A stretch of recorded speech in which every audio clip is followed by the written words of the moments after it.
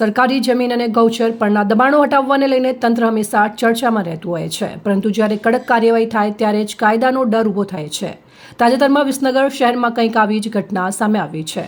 વિસનગરના Vijapur road ઉપર આવેલી અમથેર society નજીક સરકારી ગૌચરની જમીન વર્ષોથી દબાણ હેઠળ હતી। જૂના સર્વે નંબર 449 અને નવા સર્વે નંબર 2236ની આ કિંમતી જમીન પર કેટલાય સમયથી ગેરકાયદેસર બાંધકામો ખડકાયા છે।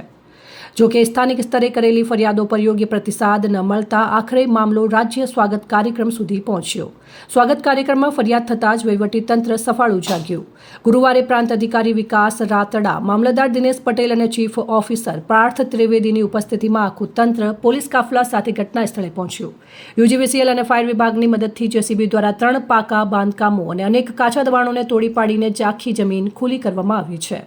આ કાર્યવાહીથી સ્પષ્ટ સંદેશ ગયો છે કે કાયદા સૌ માટે સરખો છે। ભલે સ્થાનિક સ્તરે કાર્યવાહીમાં વિલંબ થાય, પરંતુ સ્વાગત જેવા મંચ સુધી પહોંચતા જ તંત્રે કડક વલણ અપનાવવું પડ્યું છે। આ ઘટના બાદ સરકારી જમીન પચાવી પાડનારા તત્વોમાં ચોક્કસપણે ફફડાટ જોવા મળી રહ્યો છે। વિપુલ ચૌધરી, પાટણ। શું નામ આપનું? મફાભાઈ।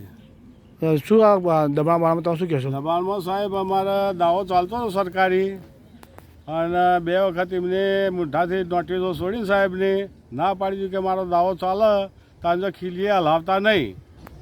પછી અમારે દાવા પર એમને કયા કારણે એમને ઉતાવળું પગલું ભરીને તોડી નાખ્યું, અને અમારે શું જવું, શું રહું આ ચોમાસામાં, શું ખાવું, શું પીવું, અમારે મરવા જેવી હાલત કરી નાખી છે। 2 ઘર પાડીને।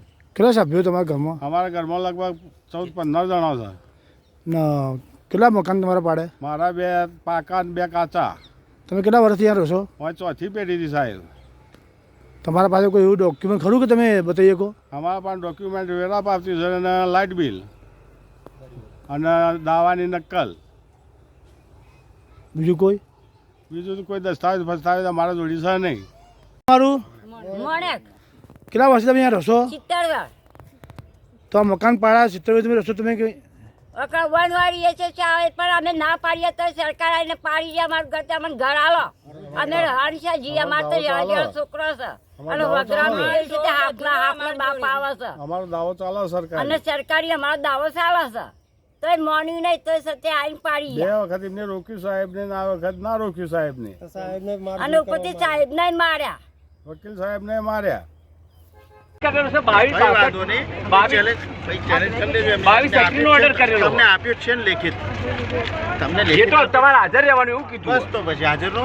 જ રહેવાનું કહ્યું, તમને કહ્યું તો ખરું। હાલ આપ્યું છે, હજી આનાથી શું આપે વિશે? હા, પણ એટલે મારું કેવું એવું જ છે કે આ જે ઓર્ડર છે 2236 નો, આ 2236 નો ઓર્ડર હા, આ 2236 નહીં 2252 એમ કેવું તમારું? નગરપાલિકામાં જઈને જોઈતા આ કાગળો આ રહ્યા, એમના કાગળો હું બતાવું નગરપાલિકા, અહીંના કાગળો નહીં આ રહ્યા। મારા ઉપર દયા કરો, અમારું નહીં, આ નગરપાલિકામાં જાવ તો તમે ઝઘડો બગડો ના કરે। આ 2252 અને તમે જો 2252 તોડો, આ 2236 જો હોય તોડો તમે, એમ કેવું છે મારું સાહેબ। આ 2236 નો ઓર્ડર જો હોય તોડો, એમ કેવું છે। આ તો નગરપાલિકાનું જ છે।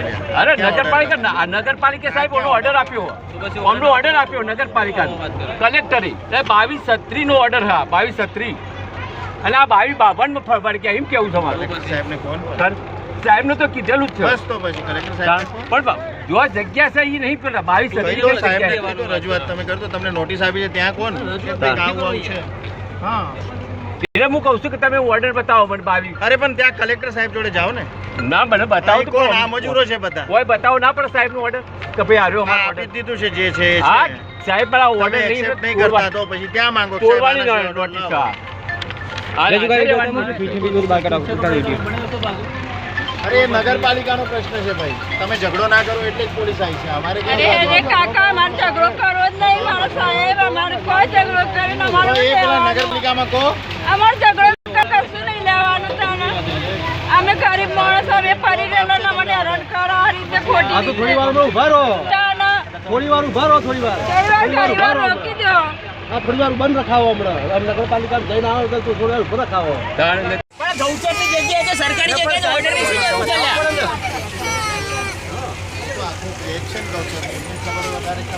આ આ જગ્યા માલિકીની સાબિત કરી લાવો ચલો માલિકી તો સરકારની અમે કહીએ બસ તારે પૂરું થઈ ગયું બીજી કોઈ વાત કરવાની આવતી જ નથી અમારે પણ એમને ઓર્ડર કર્યો છે